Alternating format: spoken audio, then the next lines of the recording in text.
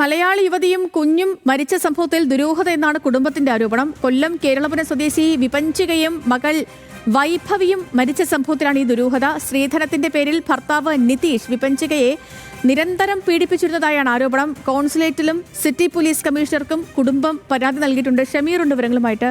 ഷമീർ, എന്താണ് ഇപ്പോൾ കുടുംബം പറയുന്നത്? പരാതികൾ എന്തൊക്കെയാണ്?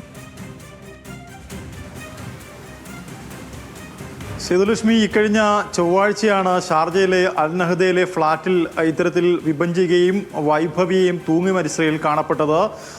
ഈ വിപഞ്ചിക ഷാർജയിലുള്ള ഒരു കമ്പനിയിലെ HR മാനേജറായി ജോലി ചെയ്യുകയായിരുന്നു.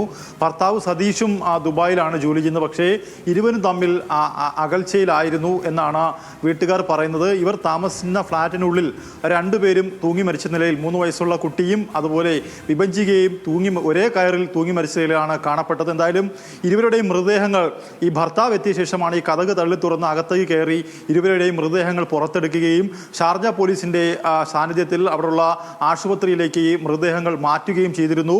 ഇവർ ഗാർഹിക പീഡനവുമായി ബന്ധപ്പെട്ട് ഇവർ തമ്മിൽ ചില തർക്കങ്ങൾ ഉണ്ടായിരുന്നു. അതുപോലെ സ്ത്രീധനവുമായി ബന്ധപ്പെട്ടും ചില തർക്കങ്ങൾ ഇവർ തമ്മിൽ ഉണ്ടായിരുന്നു. വിവാഹമോചനത്തിന്റെ ഈ കത്ത് ലഭിച്ച ദിവസം കോടതി മുഖാന്തരം വിവാഹമോചനം നേടുന്നതിനുള്ള കത്ത് നിതീഷ് അയച്ചു എന്നാണ് പറയുന്നത്. അതേ ദിവസം അത് കൈപ്പറ്റിയ ശേഷമാണ് ഇത്തരത്തിൽ ഈ പെൺകുട്ടിയും ഈ കൊച്ചു മകളും ആത്മഹത്യ ചെയ്തത്. ഈ അമ്മ തന്നെയാണ് മകളെ കൊലപ്പെടുത്തിയതെന്നാണ് ഷാർജ പോലീസ് വ്യക്തമാക്കുന്നത്. എന്തായാലും ഇതുമായി ബന്ധപ്പെട്ട് ഇപ്പോൾ ഇവരുടെ കുടുംബം കുണ്ട്ര പോലീസിലും അതുപോലെ തന്നെ സിറ്റി പോലീസ് കമ്മീഷണർക്കും ഷാർജയിലെ ഇന്ത്യൻ കോൺസുലേറ്റിനും പരാതി നൽകിയിട്ടുണ്ട്. എന്തായാലും മൃതദേഹങ്ങൾ ഇപ്പോഴും നാട്ടിലേക്ക് എത്തിച്ചിട്ടില്ല. മൃതദേഹങ്ങൾ ഇപ്പോഴും ഷാർജയിലാണ് ഉള്ളത്.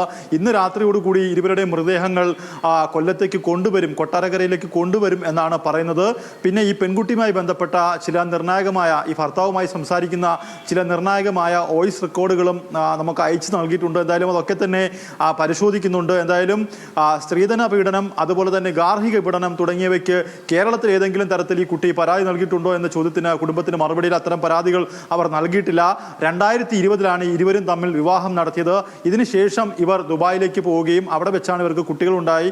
പിന്നീട് ഈ കുട്ടിയുമായി താമസിച്ചു വരവെയാണ് ഇത്തരത്തിൽ സാമ്പത്തികമായും സ്ത്രീധനത്തിന് വേണ്ടിയും ഇവർ തമ്മിൽ വഴക്കാവുകയും പിന്നീട് ഇയാൾ മാറി താമസിക്കുകയും ചെയ്തതെന്ന് പറയുന്നു. എന്തായാലും വിവാഹമോചനത്തിന്റെ ഘട്ടത്തിലേക്ക് എത്തിയപ്പോഴാണ് ഈ ഒരു ക്രൂരകൃത്യം വിഭഞ്ചിക നടത്തിയത് എന്നാണ് പ്രാഥമികമായി ഇപ്പോൾ ലഭിക്കുന്ന വിവരം. എന്തായാലും മൃതദേഹങ്ങൾ അവിടെ ഷാർജയിൽ പോസ്റ്റ്മോർട്ടം നടത്തും.